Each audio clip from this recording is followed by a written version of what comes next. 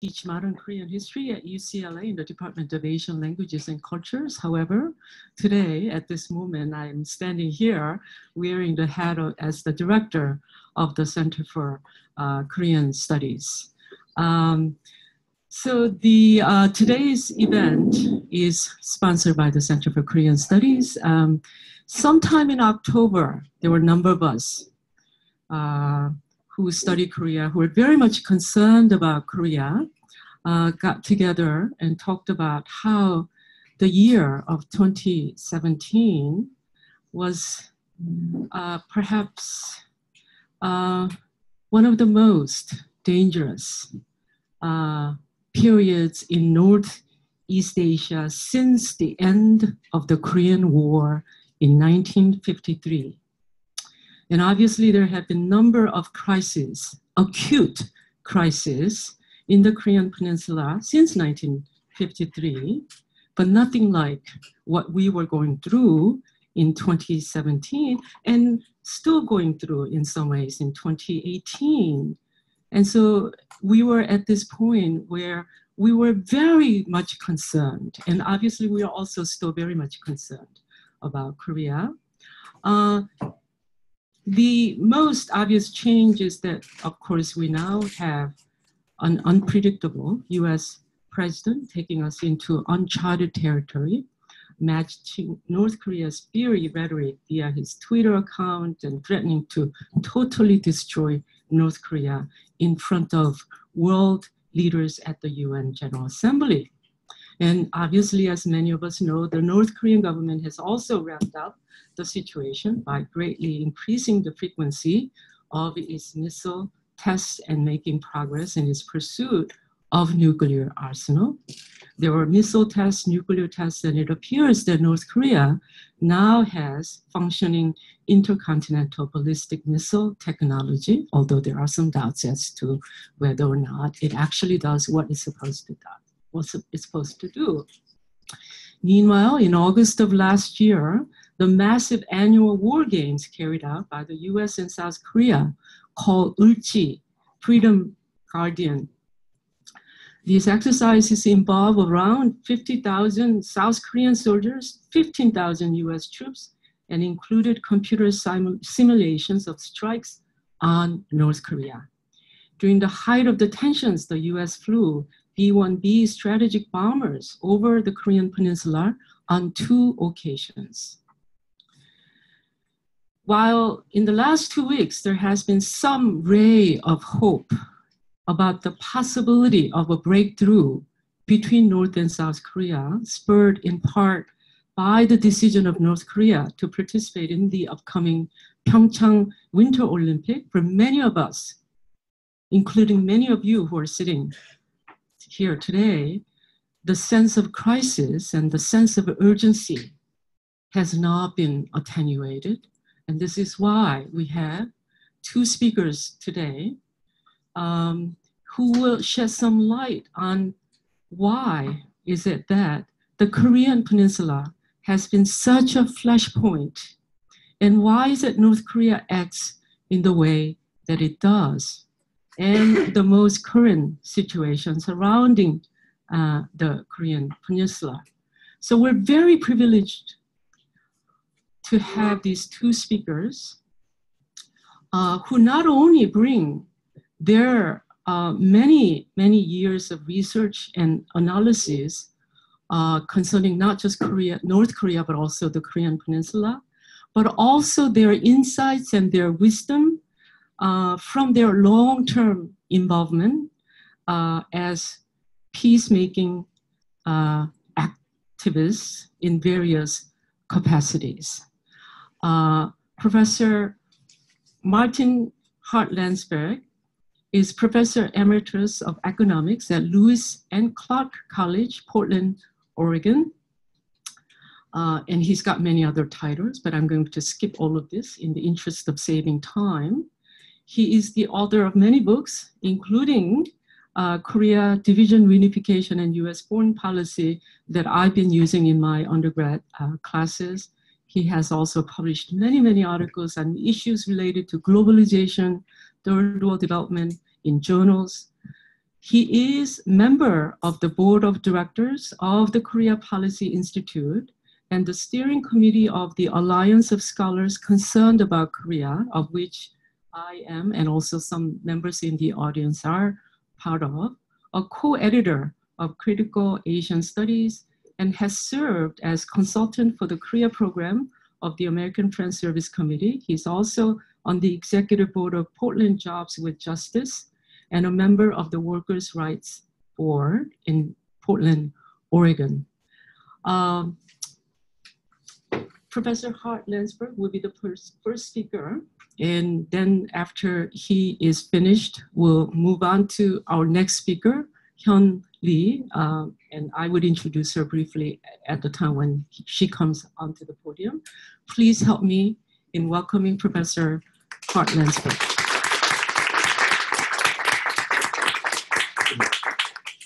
Thank you for that very nice introduction. And I am really delighted to be here today to talk about U.S. policy towards North Korea. Before I actually turn to that in particular, I want to step back and consider the history of U.S. policy towards Korea as a whole. And I do that because I think popular support for the current U.S. policy towards North Korea tends to rest on a very misleading, I guess I'll call it a foundation myth. And I think the myth goes something like this. A weak, defenseless, democratic South Korea was invaded by a powerful dictatorial communist North Korea in 1950. The US intervened altruistically in defense of democracy and repulsed the attack. Since then, the US, at its own cost, has remained a firm defender of democratic South Korea against threats from the unrehabilitated evil North Korea. South Korea's economic and political progress demonstrates the wisdom and righteousness of past and present US foreign policy towards Korea. Sadly, the history of US policy towards Korea is quite different. And I guess I would simply say that the US has not been a force for democracy in Korea.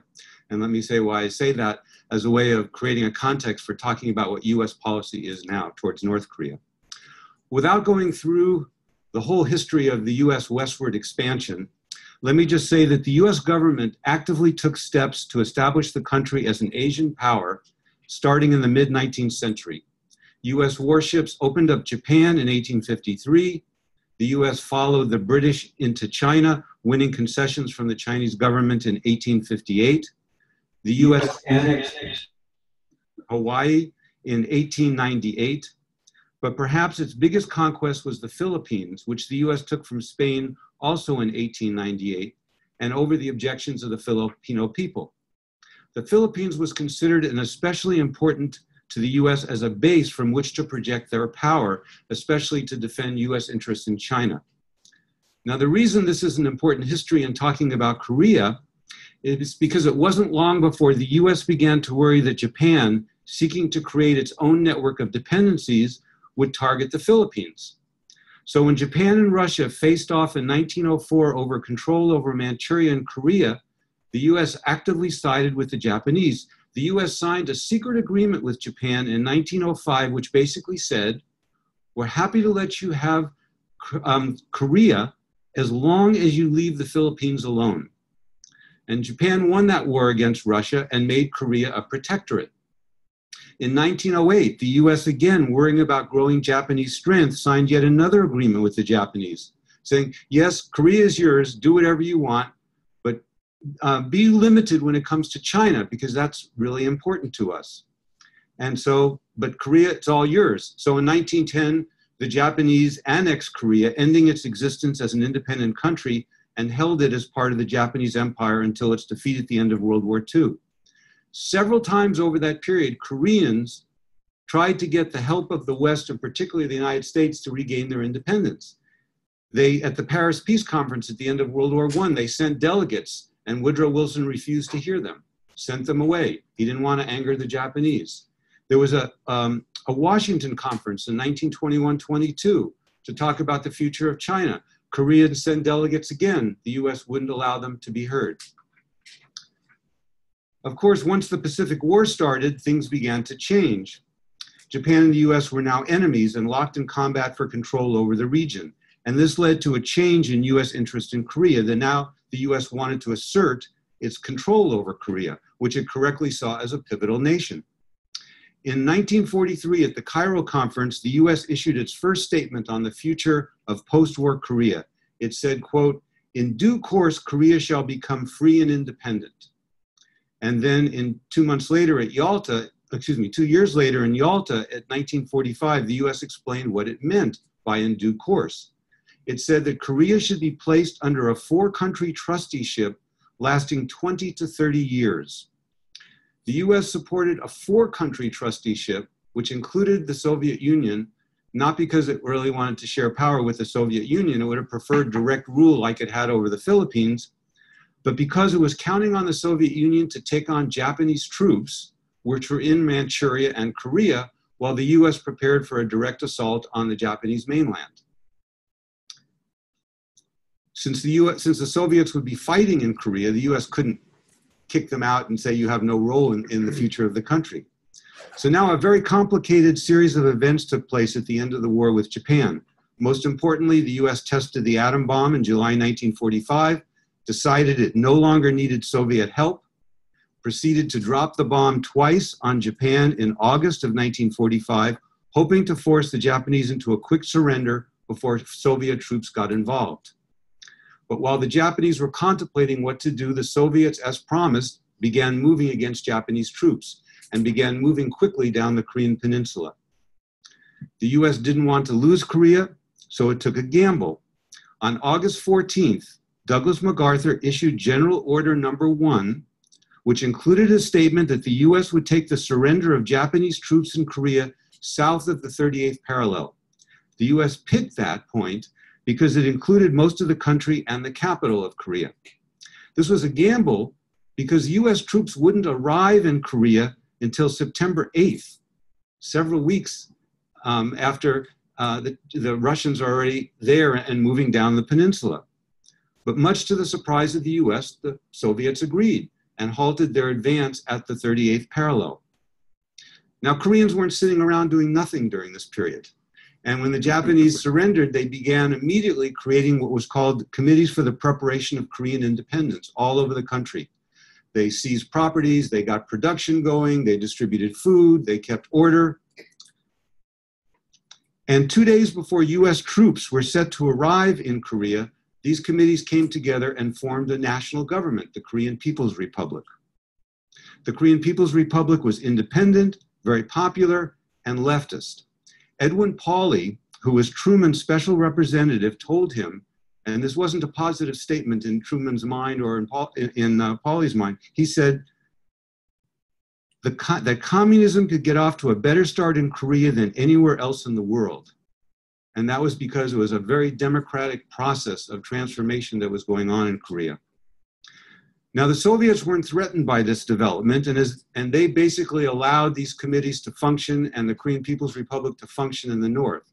But the US was alarmed by this because Korean People's Republic presented its own vision of what Korea would look like in a way that was counter to what the US wanted.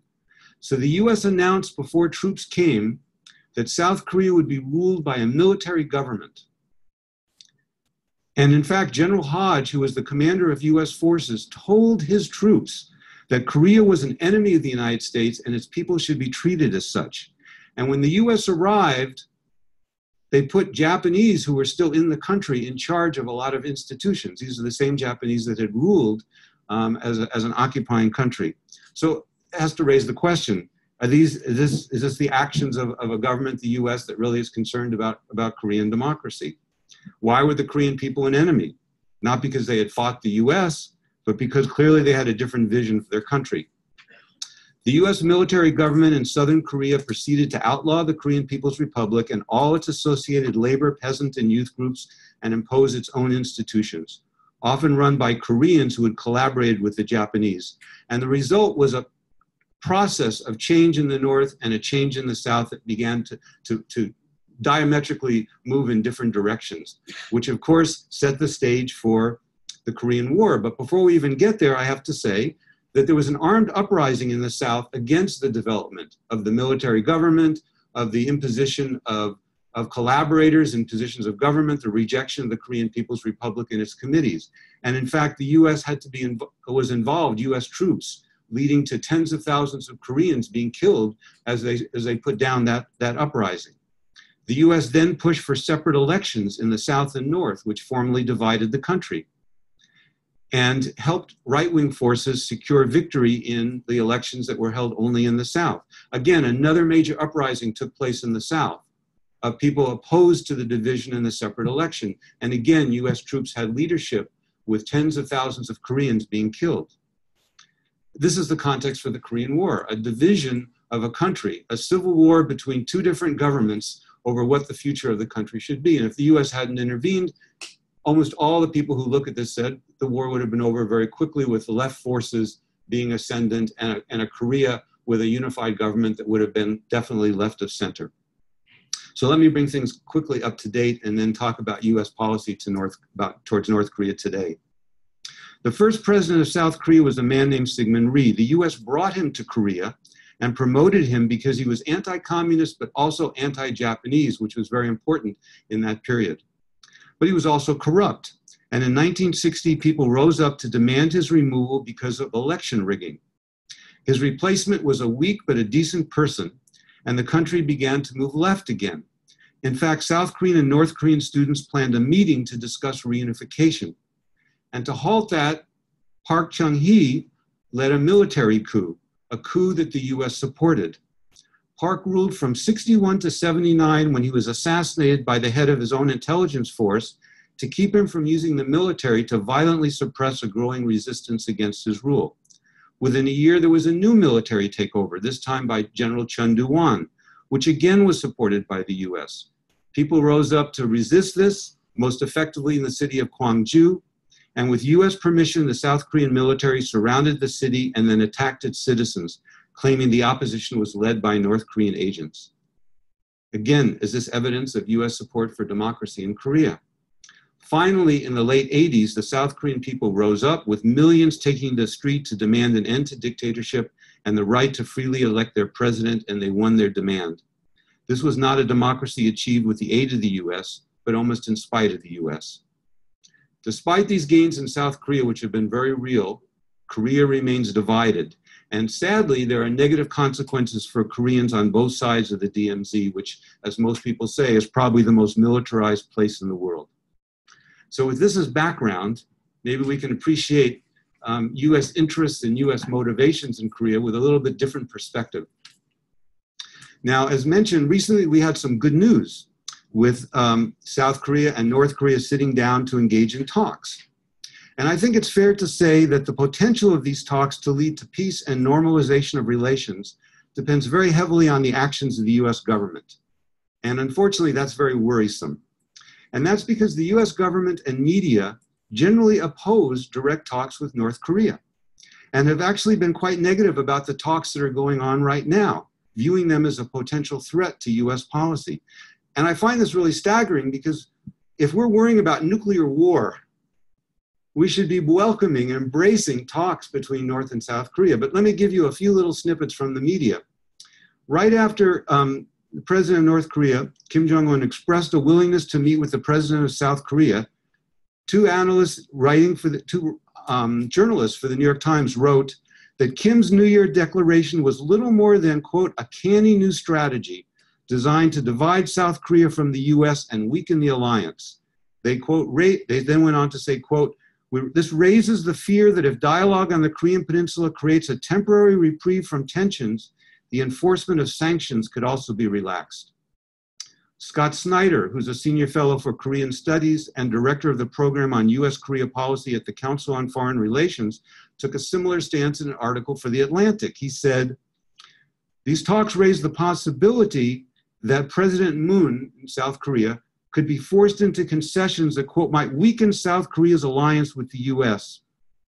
The US ambassador to the UN, Nikki Haley, told journalists at the UN, we won't take any of the talks seriously if they don't do something to ban all nuclear weapons in North Korea. And then just as the talks were getting started, US officials let it be known to the Wall Street Journal, which published an article about it that said that the US was quietly, I'm quoting, quietly debating the possibility of what they called a bloody nose tactic that would involve a limited military strike against North Korea's nuclear and missile sites without somehow setting off an all-out war on the Korea Peninsula. So these are not exactly the comments and statements that you would like if we were truly worried about nuclear war. We would be embracing these, encouraging these, rather than seeing them as a threat. So I think it's fair to say that US-North Korean relations are very tense. And the US government continues to threaten to tighten economic sanctions and even launch a preemptive military strike on North Korea's missile and nuclear weapons infrastructure. And as Hyun Lee, who in the introduction said, the North, for its part, has said that it would respond to any attack with its own strikes against US bases in the region, and now perhaps even the US itself. Now, clearly this is not good, but I think it's also important to realize that what's happening now is not new. The US began conducting so-called war games with South Korean forces directed against the North in 1976 under the Jimmy Carter administration, and it was not long before these included simulated nuclear attacks against the North, and that was before the North had any nuclear weapons. In 1994, Bill Clinton came extremely close to launching a military attack on North Korea. In 2002, President Bush talked about implementing a naval blockade of North Korea and seizing its ships, an act of war, and then proclaimed the so-called Bush Doctrine, under which the US asserted the right to strike preemptively any country, North Korea was sort of high on that list, that threatened US interests in the region. Since 2013, the US has conducted massive war games that include practicing preemptive attacks on North Korean military targets, including nuclear attacks and what it calls the decapitation of the North Korean leadership. So the point here is not just that we have a history of threatening war, including nuclear attack against the North, but it's been bipartisan, which is what makes it so worrying. Now, I don't think we're on the verge of a new Korean War, but I think it's also true that the cycle of belligerency and threat-making on both sides is intensifying. And it's always possible that miscalculation could trigger war. So it's nothing to play around with. But this is also very important. Even if war is averted, this escalation of tensions has high costs. In other words, it's not enough just to hope we have no war. President Trump is continuing President Obama's strategy of responding to every North Korean missile launch or nuclear tests with new sanctions. These sanctions cut deep, seriously hurting North Korean living conditions. It's collective punishment of the entire North Korean population. So here's just 3 resolutions were passed last year in the UN. And together, here's what they call for. Blocking North Korea from exporting coal, iron ore, lead ore, seafood, and textiles, among the most important of North Korea's exports. They also ban countries from opening new or expanding existing joint ventures with North Korea. The December sanctions are particularly brutal. They call for cutting exports of gasoline, diesel, and other refined oil products by 90%. They also ban the export of industrial equipment, machinery, transportation vehicles, and industrial metals. And they require countries using North Korean workers on labor contracts to end those contracts and send back the workers within 2 years. These sanctions are designed deliberately to collapse the economy, and the consequences for North Korean people will be very severe. And in fact, they violate the UN Charter, which rules out collective punishment. But the cost of this situation is not limited to North Koreans, although they bear the greatest burden. The tensions generated by this escalating standoff between US and North Korea are helping to fuel greater military spending and militarization in Japan and China, as well as the US, at the cost of needed social programs. This is a dynamic that strengthens the political power and influences of right-wing forces in all these countries. And in South Korea especially, these tensions have been at work undermining democratic possibilities. Labor leaders have been jailed, civil rights curtailed, and progressive political parties have all been dismantled in the name of national security. So it's not enough to just work to oppose outright military conflict. We need to change the dynamics driving US-North Korean relations.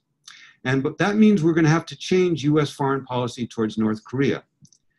And I think one of the reasons why this is such a daunting, although important task, is that the media rarely provides an accurate picture of that policy. The government and media in this country claim we have no choice but to follow our present policy of aggression towards the North. But that's not true. We do have another option, and it's one that always is discounted. And that's actually accepting the repeated offers of North Korea to engage in direct negotiations with all issues on the table, those of concern to them and those of concern to the US government. This option is always dismissed for, I think, basically three reasons. One is that the North is the hermit kingdom. It has no interest in connecting or talking or being part of the world. The other reason is that North Korean rulers are crazy people, hell-bent on war. So what can you do? And the third reason is that these leaders can't be trusted to follow through on their promises. And I want to go through each of those reasons somewhat briefly to show you why they're not real. That what we have is a deliberate determination of the US not to accept the offer, not to want to actually reduce these tensions.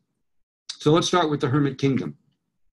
The North has been asking for direct talks with the US since the early 1990s, and the reason is quite simple. The Soviet Union disappeared, and Russia and the other Central European countries moved to adopt capitalism. The North was dependent on trade with these countries, and their change devastated the North Korean economy. So the North Korean leadership decided that they had to reconnect to the global economy, and to do that, they realized they had to normalize relations with the US.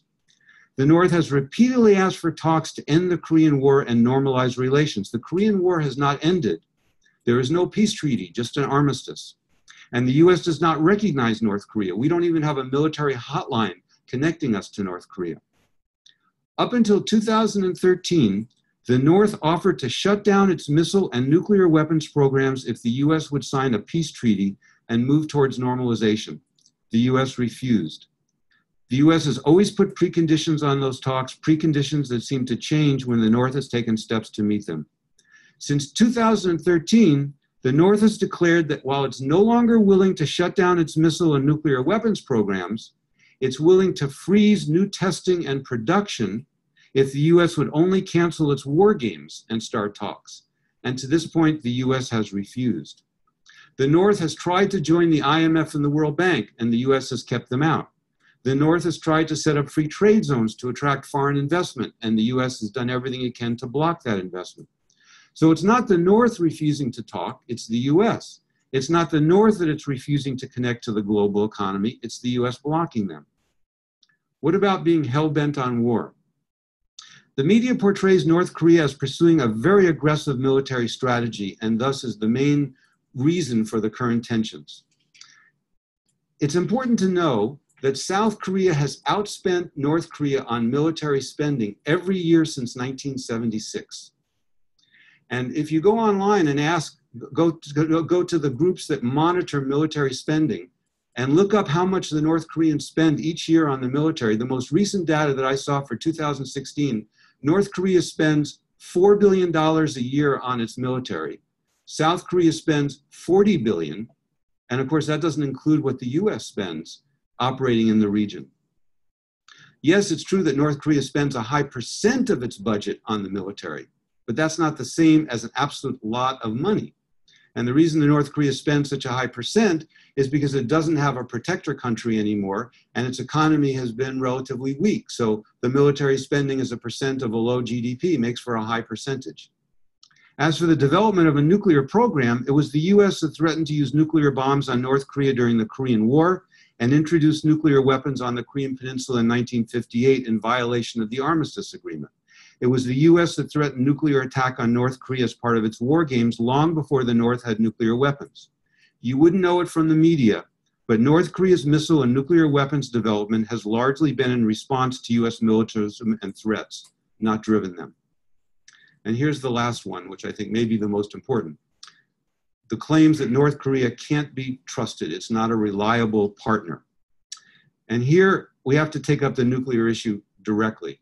North Korea has exploded nuclear bombs 6 times, 2006, 2009, 2013, twice in 2016, and in September of 2017. Now, the North was first accused of developing nuclear weapons in the early 1990s. It refused to confirm or deny whether it actually had them. and said it would show its hand if the US would enter into talks to normalize relations. And this was because, as I mentioned before, North Korea before didn't want to have anything to do with the US didn't want to have anything to do with North Korea, but now North Korea was in a changed circumstance because of the end of the Soviet Union. So they thought this was a way to draw the US into talks. The US refused to talk. And in fact, Bill Clinton was on the verge of a military strike on North Korea's nuclear facilities when former President Jimmy Carter flew against the desires of the Clinton administration to North Korea, met Kim Il-sung, then the leader of North Korea, and came to an agreement. And to just give you a feeling about what the US policy was like, Carter called on a secure line the Clinton administration where they were in a war room preparing for this strike and said, I have an agreement. The moment I hang up, I'm going to CNN and announcing this agreement. Because he had no confidence that if he left it in the hands of the Clinton administration, that they would follow up. Now, what was this agreement? It's called the Agreed Framework Agreement. It was signed in 1994. The agreement called for a freeze and eventual dismantling of North Korea's existing nuclear infrastructure in exchange for energy aid, the construction of 2 light water nuclear reactors for energy, which were seen as less militarily useful, and normalization of relations. From 1994 to 2002, North Korea froze its plutonium program and had all its nuclear fuel observed by International Atomic Energy Agency inspectors, so it couldn't use that fuel to make any nuclear bombs. This is important. North Korea met its obligations, but the US did not. It didn't maintain regular fuel deliveries. It didn't build the new reactors it said it would, and it took only limited steps towards normalization relations. And let me just give you an example. The US had promised to build 2 nuclear reactors that would be functioning by 2003. The cement foundation for the first was not laid until August of 2002. And what's come out in terms of the minutes and discussions of people in the Clinton administration was they thought North Korea was going to collapse. So they didn't take seriously any of their promises. Now, the North Koreans were aware of what was happening. And in 1997, they publicly stated, quote, if the US does not intend to keep its commitment, we have no idea of keeping up our nuclear freeze. But the warning went unheeded. As it turned out, it was the US, not the North Koreans, that terminated the agreement. Simply put, President Bush was not interested in deals with North Korea. In 2001, he signaled his displeasure with improving South Korea-North Korea relations. In 2000, the president of South Korea, president of North Korea met. It was a historic meeting. President of South Korea came to the United States. President Bush read him the Riot Act, saying that's not the kind of policy we're going to support. In 2002, he declared North Korea a member of the Axis of Evil, and he announced his Bush Doctrine. Determined to end the agreement, President Bush seized on a 2002 intelligence report that said that although the North continued to freeze its plutonium program, it was secretly pursuing the production of nuclear weapons through a uranium enrichment program. The CIA claimed that this program was well underway and would be producing nuclear bombs by mid-2000, which was 2002, by 2005. The State Department said, there's no evidence for this. There's no facilities, there's no enrichment going on, there is no program. Remember, this is the CIA at the same time that said Iraq had weapons of mass destruction, right? So President Bush sent his main negotiator, Jim Kelly, to the North, to Pyongyang in October of 2002 with the strict instructions, you cannot negotiate with the North. You tell them we know that you're doing uranium enrichment and they have to stop right now, and that's it. He came back and said that the North Koreans admitted to the program. When that became public knowledge, the North Koreans immediately said, we never said that. We said we're entitled to a program, but we don't have a program. And it didn't matter. Bush said, this is enough for me. He canceled the program. Interestingly, in 2007, in hearings, the CIA admitted that it had no real certain evidence that North Korea was actually involved in the enrichment program, and as of 2007 could find no facilities where enrichment was taking place. There was no program. It is certainly possible that the North Koreans were involved in a small research and development process, starting in the 2000s, which was way after they had already realized the US wasn't going to be following through. But there was no program at that time. But it didn't matter. Bush terminated it, so the North Koreans kicked out the inspectors and started its plutonium program again. Now, tensions rose, as you can imagine, how the US responded to that. So China, being very worried about what was going to happen, got together, forced the US, pressured the US to join 5 other countries in what was called the Beijing Six-Party Conference. And the talks began in 2003, and they went nowhere for 2 years until China announced that it was going to cancel the talks and put the blame on the US because the US refused to negotiate. So under pressure, the US agreed to a new agreement, which was very similar to the framework agreement. The day the agreement was signed, but 2 days before it was to be made public, the US sabotaged the agreement. The Treasury Department announced that North Korea was engaged in an active war against the US because it was secretly printing counterfeit $100 bills, which were circulating outside the country. Now, the Treasury Department had first raised these counterfeit bills in 1989, and at the time had blamed Iran. And now all of a sudden, at this moment, they decided it was North Korea, and they used that to put a financial embargo on North Korea. And so what did the North Koreans do? They tested their first nuclear weapon in 2006. And soon after, the US dropped the embargo, returned, and there was an agreement. So now we have the second agreement where we can test North Koreans' intentions and the US intentions. The first phase was in February 2007. The North suspended nuclear testing and shut down its nuclear facilities, as it was supposed to. The second phase began in October. And under this phase, the North was to start dismantling its facilities and provide a complete report on its past plutonium activities. It complied, providing the report in June of 2008. North Korea declared that it separated 38 kilograms of plutonium, which was in the range of US estimates, although on the low range. But the US didn't follow through on its obligations. It fell behind on aid and on dropping sanctions, and most importantly, introduced new demands. Verification of the North Korean statement was supposed to be part of phase 3. But what happened is the US said, well, I think we're going to move up verification from phase 3 to phase 2, and we're not going to drop sanctions, and we're not going to continue our oil until you give us complete confidence in what you said, and here's the verification mechanism we want. We want to be able to go to any military installation in North Korea and test. And the North Koreans were so desperate for an agreement, they compromised, and they said, we'll allow visits to declared nuclear facilities, we'll allow you to review any document there, and we'll allow you to interview any technical person there. But we're not going to allow you to just go anywhere you want in our country. But we'll take up something more extreme in phase 3. And the US said, no, we're not going to do it. Condoleezza Rice was very clear. She spoke to the Heritage Institute and said, we're essentially moving up the goalposts. We're taking something in phase 3, moving it to phase 2. So what happened? The US, North Korea refused. The US stopped any aid, stopped doing it. So what happened? The North Koreans tested in 2009 their second nuclear weapon. Now, let me reassure, I'm not going to go through every nuclear explosion. I'm going to stop here. But the point is that little has changed. The US continues to ratchet up the pressure on North Korea with war games and sanctions, hoping it will collapse. The North, for its part, meets this pressure by developing new nuclear missiles and nuclear weapons and issuing its own threats. So here's how I read the history.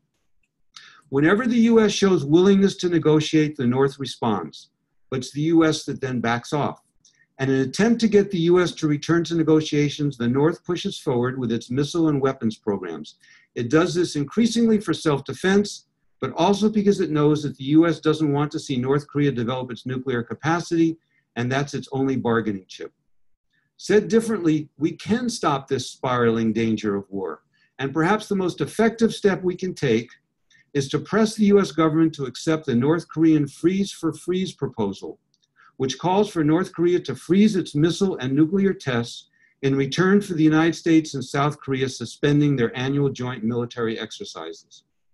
Both China and Russia have publicly voiced support for this proposal, but to this point, the US government has rejected it. Perhaps the election of President Moon Jae-in the current president of South Korea, will produce a shift in the political environment, creating real possibilities for peace. This remains to be seen, although the talks underway are a hopeful sign. It's clear this is what South Koreans want.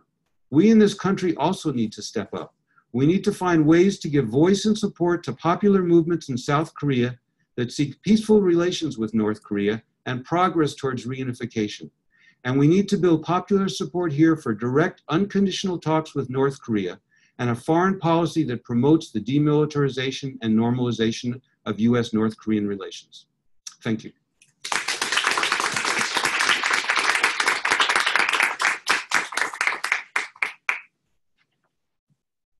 Thank you, Professor Martin Hart-Landsberg, for much needed corrective to the dominant narrative that we hear.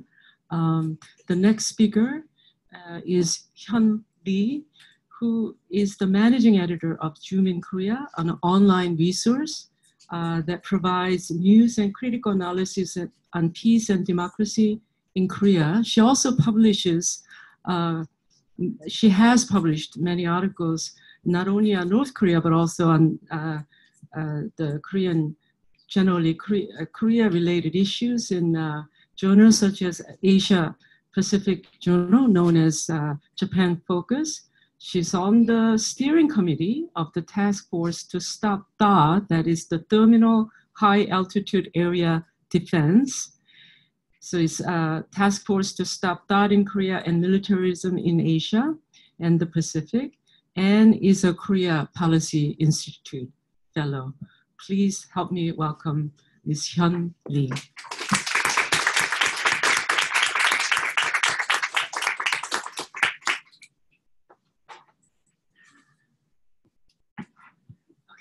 So I'm going to be talking about science and technology in North Korea and its relevance to economic development. But first, I want to start with a personal story. I was born in Seoul in 1970 during the Park Chung-hee military dictatorship. And I have some memories of my childhood in South Korea. And one of the things that I remember is that every year in school, there was an anti-communist poster contest. And we were told to draw North Koreans with horns on their heads and tails between their legs and standing with a pitchfork. And so I drew my poster and then I showed it to my mother and my grandmother. And I was, I think, maybe 7 or 8 years old. But even at that age, you know, you start to doubt certain things. And I said to them, do they really look like this? You know, I drew my poster because this is what I'm supposed to draw, but I'm not sure that this is really, you know, what they look like. And I asked them, you know, why do we have to do this? And also, it's an entire country of people over there. So they can't all be evil, right? There must be some good people there. And my mother's response to me was basically, don't say that in public. Don't say that in school. And I thought that was so puzzling, even as a little child, because she didn't say, well, what you were thinking is not true. She said, basically, don't question the official narrative, is what she said. And I remember thinking as a child that was, I think that's the first time that I sensed that there was something not quite right about how we thought about North Korea. But of course, you know, I forgot about that quickly and went on to live my life and never really thought much about it. And then fast forward much, much later in life, maybe 30 years, in 2011, I had the chance to actually travel to North Korea. And that experience completely shifted how I thought about the country, because it was so different from what I had been told about the place, mainly from Western media. And it is true, you know, everybody points out when I tell them that I went to North Korea, they say, well, you only saw a small part of the society. That's true. And you are always with a guide from the North Korean government. That's also true. But still, even so, my interactions with the people there just broke all the stereotypes that I had about North Korea. So for example, they're super funny people. Like they have a great sense of humor, right? And also they are very worldly, which is something that I didn't expect. So how many people here knows who Harvey Milk is? Oh, okay, so many people. So he was the first openly gay politician, and he was elected onto the San Francisco Board of Supervisors. And his election campaign actually galvanized a lot of smart, young, radical lesbians and gays in San Francisco in the 70s. And then he was assassinated because of his sexual orientation. Well, would it surprise you to learn that the North Korean interpreter who was assigned to our group, who accompanied us on our trip, she knew who Harvey Milk was. And we talked about him, and she said she admired him for his revolutionary courage. I was like blown away by this, because it just really broke down stereotypes that I had had about North Korea as like people who are just automatons. They don't have any feelings, or they don't know anything. They're so isolated. They don't know anything about the outside world. And so it really began this process for me of questioning, like, why are we fed so many, such a distorted view of the country? And whose interest is that serving? And then also, why do I not question those things? And what does that say about me and the society that I live in, right? So that's really the first time I really started to think critically about some of the distortions that we see in the Western media. And I think, challenging my own assumptions about the country is actually a difficult process that I think I'm still struggling with. One of the things that I became very curious about was North Korea's economic development, because North Korea had experienced a very serious economic crisis in the late 1990s and early 2000s. And we were told for years that the country was just on the verge of collapsing. But when I went in 2011, what I actually saw were very significant signs of economic revival. So they told us that, we went to factories, because I was, I requested that I wanted to see sort of, things that were important to their economic development. They showed us factories, and they said, this factory was shut down for the past 20 years and it just started running again. And also, like, people looked relatively well fed wherever we went. So I was surprised by this. And then this is where I use this remote thing and try it out. Here are some pictures of North Korea. Okay. Right. So this is taken from CNN in last year in 2017. So, it paints a picture of North Korea of implausible economic progress, right? There are people at leisure on beaches. There's a fully stocked bar at a restaurant. There are people on rowboats on the Daedong River near Pyongyang. How is this possible? Because North Korea is arguably the most sanctioned country on earth, right? And U.S. sanctions against North Korea have been in place since the 1950s. And then, of course, there's a series of UN resolutions. And as Marty mentioned, the last one in December cut off almost 90% of the country's refined oil imports. So why hasn't the country collapsed by now? And most people, that we see in the media will say, well, it's because China is not cooperating with the international sanctions, right?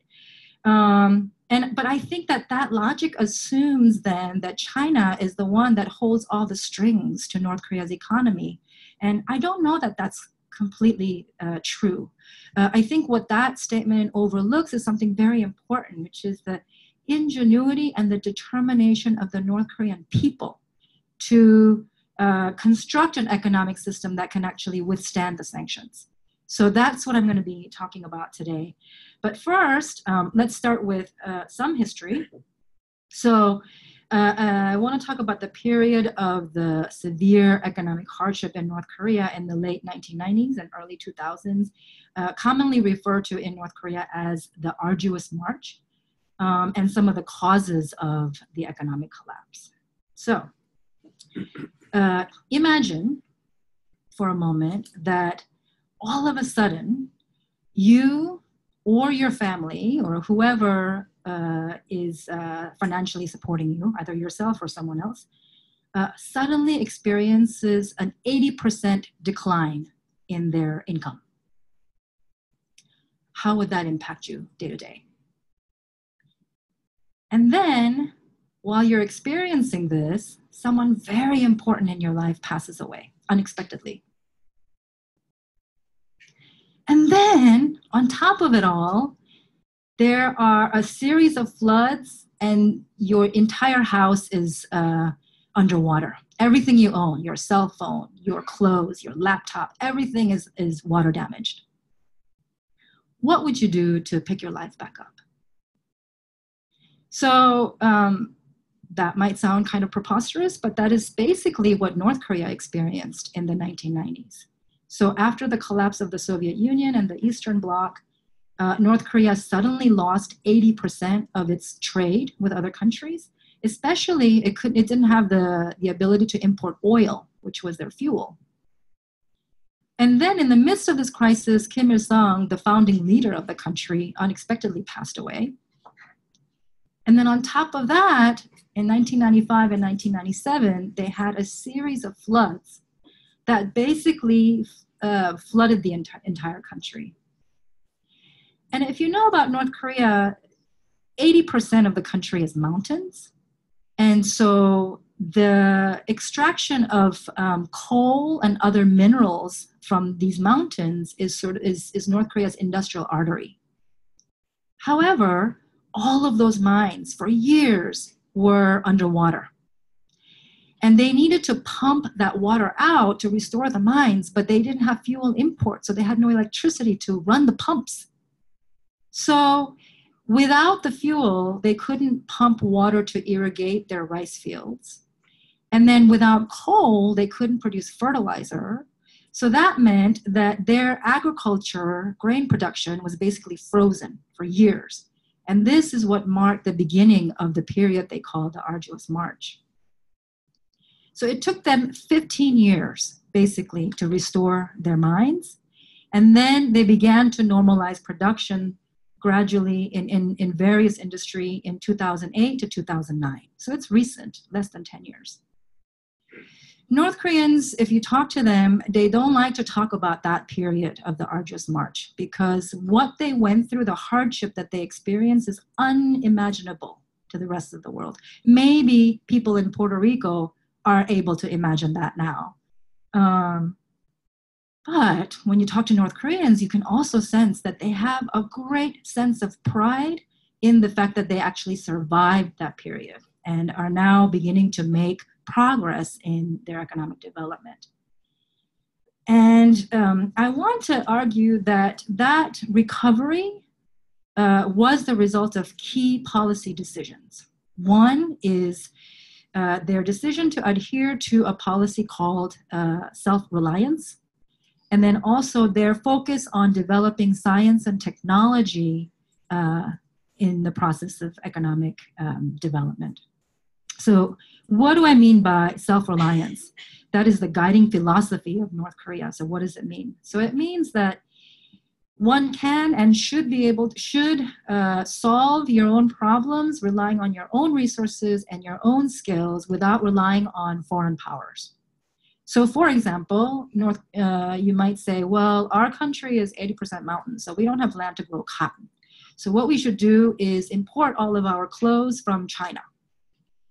But instead of saying that, the practice of self-reliance means, well, what resources do we have? We have all these minerals in our mountains. Is there a way that we can turn that into synthetic textile, which is what North Korea did? So that's where science and technology is so important. So today I'm going to talk about innovations in two areas that are very essential for agriculture, for farming, water and fertilizer. So specifically, how did North Korea solve the problem of getting water to the rice fields without electricity to run the irrigation pumps? And then also, how do they produce fertilizer without the oil imports?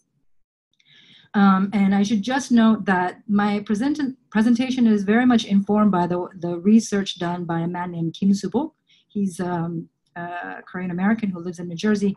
He's been to North Korea many times between 2012 to 2015, traveled all over the country visiting scientific research institutes and steel plants and chemical plants and tile factories, etc. He's also interviewed many experts at the National Academy of Science, many universities about North Korea's, especially North Korea's food and energy sectors. Unfortunately, because of the travel ban, he's no longer able to travel to North Korea. So he was forced to put his research indefinitely on hold and is now working on sharing his research with other people. And so that his research is informing a lot of my presentation today. After the Korean War, so watering the fields. Oops. Okay. After the Korean War, North Korea built tens of thousands of kilometers of irrigation canals and also pumping stations all over the country so that they could increase rice production. And by the 1960s, they had completely irrigated all of their farmland. So according to the UN Food and Agricultural Organization, North Korea consistently produced 3.5 million to 4.3 million tons of grain each year throughout the 1960s, 5 million to 6.5 million in the 1970s and 80s. That number steadily rose to 9 million by 1993, but then it actually plummeted to 2.6 million in 1996. That was the height of the arduous march. So when this happened, North Korea said, okay, how are we going to irrigate our farms without relying on electricity? And they came up with this idea based on the simple principle of gravity. They said, we have all these mountains where water naturally accumulates.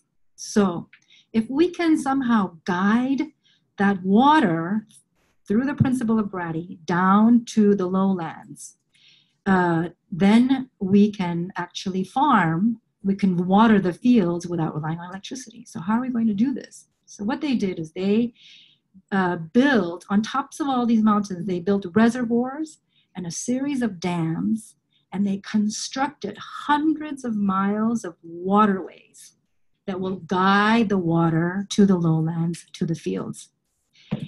And they basically, this is different now, but 20 years ago when they began this project, because they had no fuel, they couldn't run any heavy equipment. And so all of this was done by human labor. The central government went to many different regions. They went to the workers, the farmers, the youth league, the women's league, and they said, this is what we're going to do, and we're looking for volunteers. And tens of thousands of people, mostly young people, came together, and they basically built all of these different, what they call waterways in different regions. And it was mostly in rugged, mountainous terrain. You had to actually transport all the equipment, construction equipment that you needed to these places. A lot of times there are not even, proper roads to transport, so it was very difficult. Sometimes they will dig tunnels through the mountains without adequate equipment or machinery.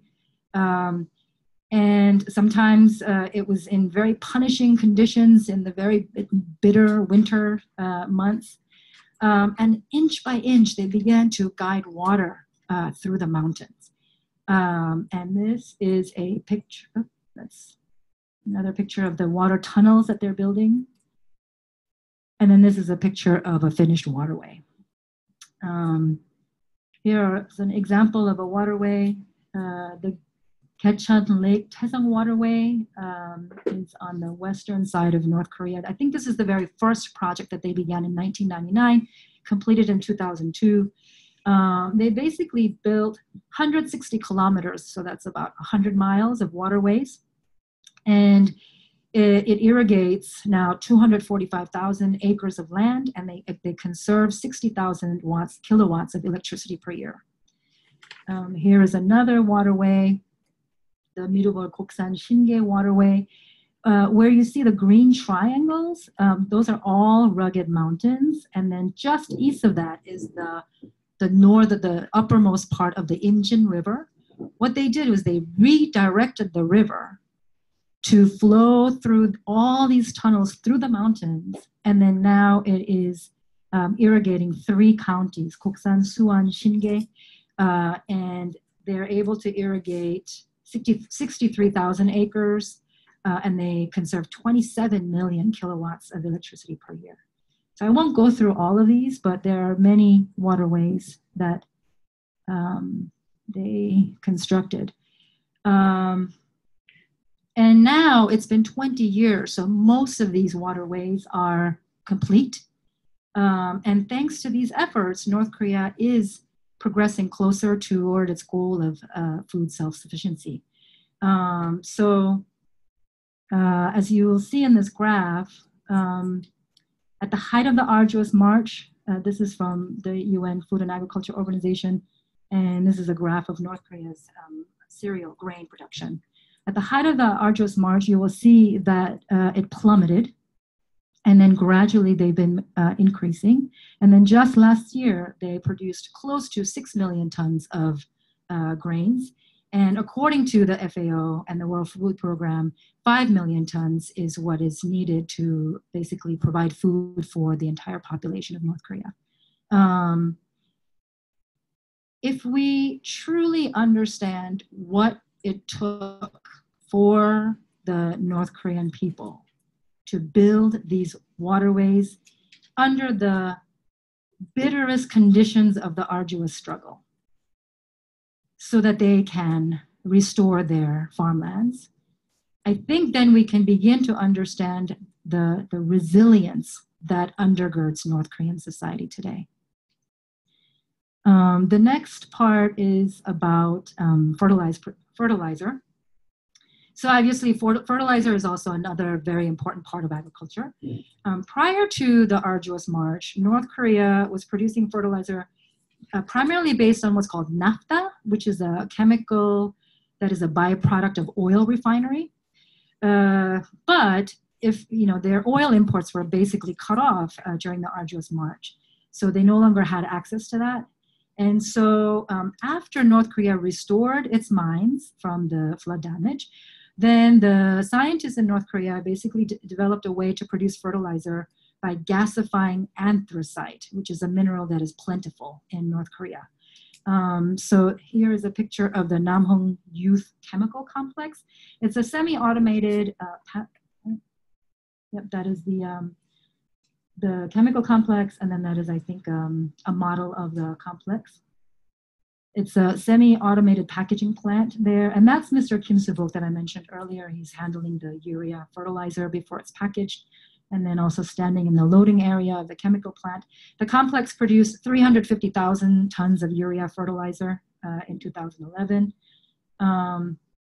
So that their ability to create chemical fertilizer based on their own resources is now also contributing to the increased grain production.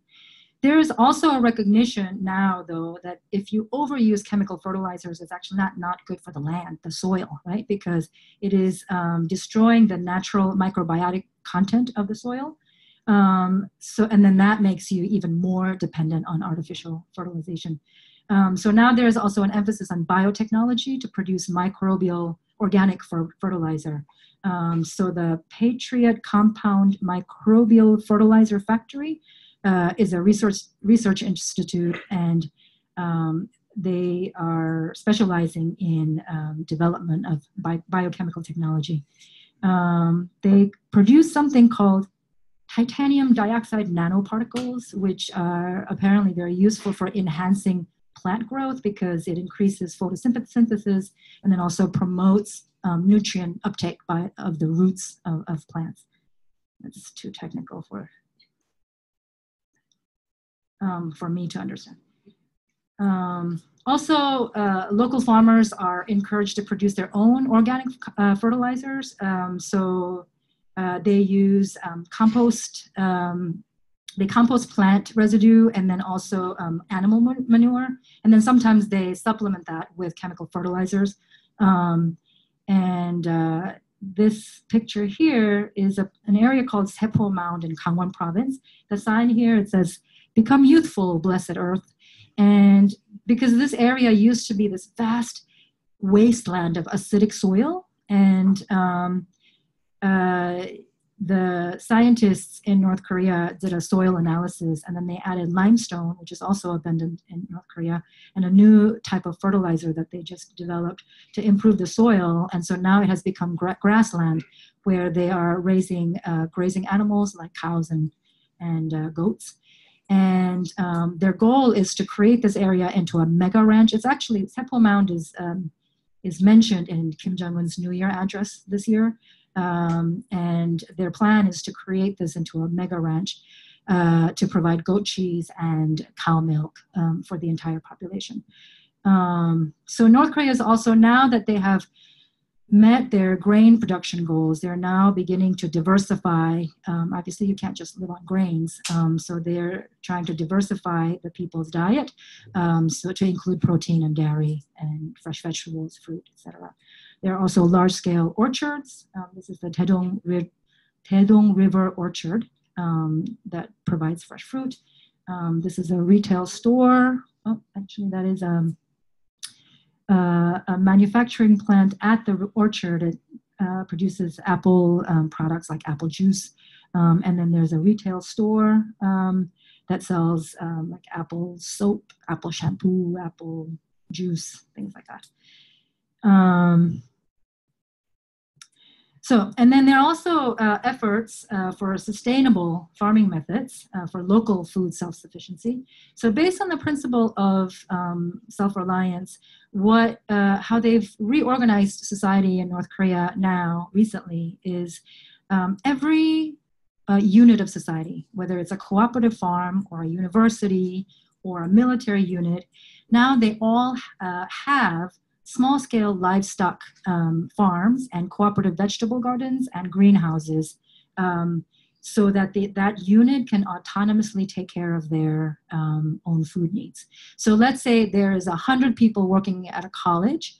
30 people might actually be involved in teaching and proper college functions, and then 70 people actually might be involved in farming, raising animals, so that they can actually feed the workers there and their families.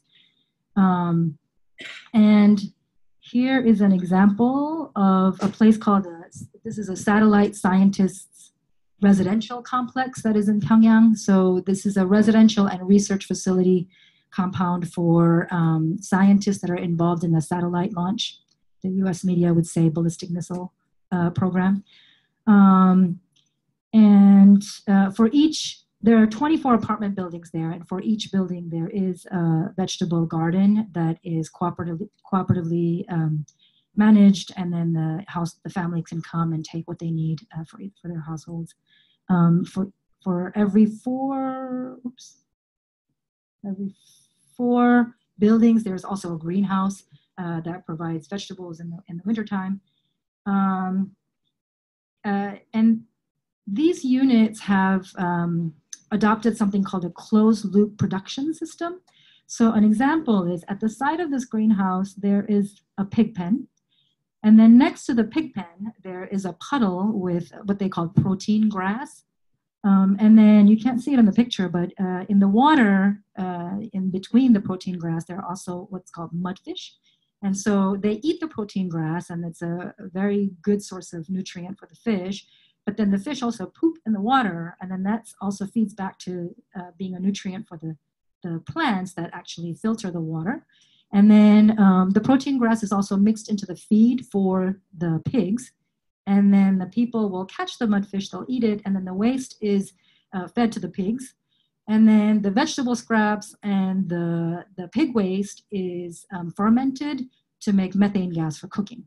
So in this kind of a way, the waste of one becomes food for another, and that's called a closed loop production system because it's this sustainable sort of circular system. So when you are under decades of sanctions and you have no energy. You have to figure out creative ways of conserving energy, right? And so this model is actually now integrated in all of, it's nationwide. It's integrated in all of the country. Here is a picture of the Pyongyang Vegetable Science Institute. It's a huge hydroponics greenhouse, which is what they're also experimenting with. It's just outside of Pyongyang, and the entire greenhouse is actually powered by geothermal and solar energy. There are efforts to develop solar, wind, and geothermal energy as well. So I'm going to conclude by just saying that, you know, obviously, North Korea is still struggling under the weight of decades of sanctions, and their economy is not. They still have a long way to go. You know, it's not as strong as it was in the 1980s, but you know, they have shown considerable resilience despite all of the pressures that they faced. Right, pressures of weather, the sanctions, the military threats, and I think that, you know, we here are encouraged to sort of dismiss, you know, the ingenuity of the North Korean people when we think about sort of the gains that North Korea has made. But I think if we don't understand that, then we miss a big part of what's happening in North Korea. There are some indicators of you know, how North Korea has progressed. So this is a chart from the World Bank of infant mortality rates in North Korea as compared to global rates. The line in the middle that you see that's curved, that goes up and down, that's North Korea's infant mortality rate. And you'll see that in the mid-1990s, it spiked because that was the height of the arduous march. But what's interesting to me about that is that the line right above it, the steady line that's kind of gradually decreasing in the middle, in the center, that's the global infant mortality rate. And even at the height of the arduous march, North Korea's infant mortality rate actually didn't go above the global rate. It has been steadily coming down, and now it is just slightly higher than the bottom line, which represents the rate of the much wealthier countries in the region, like Japan, Taiwan, South Korea, etc. Another indicator is life expectancy rates in North Korea. Again, the line that goes down and gradually goes up in the middle, that's North Korea. As you can see, during the arduous march, it was much lower, and then it has gradually been increasing and is almost at par with global rates. The greatest obstacle to North Korea's economic development has been obviously the series of sanctions, but also the military threats, right? The nuclear weapons development was a means. North Korea has always said, we need to develop nuclear weapons to defend ourselves so that we can move on to our real priority, which is economic development. And you know, nuclear weapons obviously are scary to us, but for a poor country like North Korea that is always under military threats, and it doesn't have the wealth to compete against a country like the United States or South Korea in conventional weaponry, nuclear weapons, unfortunately, is the most economically efficient way of developing a deterrent. You know, earlier this year, Kim Jong-un's New Year address, he basically said, okay, we now have what we've wanted, which is an effective nuclear deterrent. Now we are ready to move on to two priorities that are very important to us. One is economic development, and the other is reunification. So we are seeing some evidence of that in, you know, the upcoming Olympics and the North-South the cooperation that will happen. I think stepping up economic development will also be a key priority for North Korea this year, although we probably won't hear much about it in the Western media. There's a lot that we can learn. There's a lot for mutual learning between North and South Korea, between the people of the US and North Korea, especially in the area of science and technology. Unfortunately, this is made impossible by the fact that North and South Korea are obviously divided. We have a ban that forbids US citizens from traveling to North Korea. If the US does go ahead with what it's now calling the bloody nose strike, which many experts say will inevitably lead to an all-out war, that will obviously undermine the decades of progress that the North Korean people have been able to make in terms of its economy. So I think the only way out of the current crisis is, the only sensible way out of the current crisis is to finally bring closure to the state of war by ending the Korean War, signing a peace treaty between North Korea and the United States, stopping the military exercises that are constantly threatening regime collapse in North Korea, and then maybe using the momentum that is built around the Olympics to really push forward North-South reconciliation and create room so that people in Korea can actually determine their own future. Lastly, I'm going to end with a video, because we are always bombarded with such dehumanizing images of North Korea. I think it's important for us to see, like, what do ordinary North Korean people do? What do they look like? And this is a typical scenery of a weekend in North Korea. And I think those of you who are familiar with Asian culture, I think will recognize that this is actually a very familiar scene kind of all over Asia, not just in North Korea. Not sure how to play it. I'll just stop here.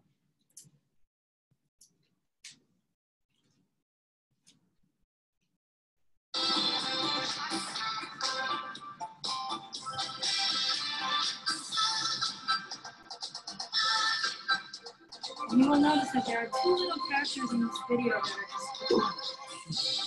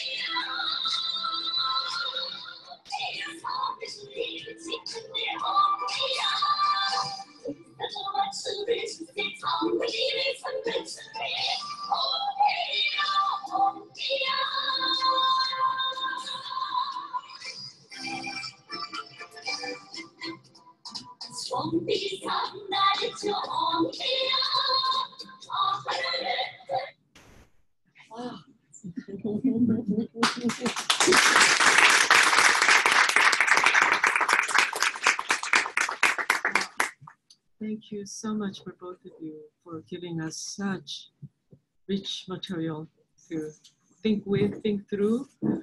We are going to continue with our Q&A session. I don't want to lose any of you. So if you need to take a break, please take a break, but come back. The bathrooms are, I think the women's bathroom is on this floor. The men's bathroom is upstairs, and you can go through the stairs. Don't take the elevator because it takes long. So because we want to make sure that we leave this room in time, we want to continue. I know it's asking a lot of you, but it's again, we have such fascinating topics and two very, very well-informed speakers. So let's move on. Three of us will sit down.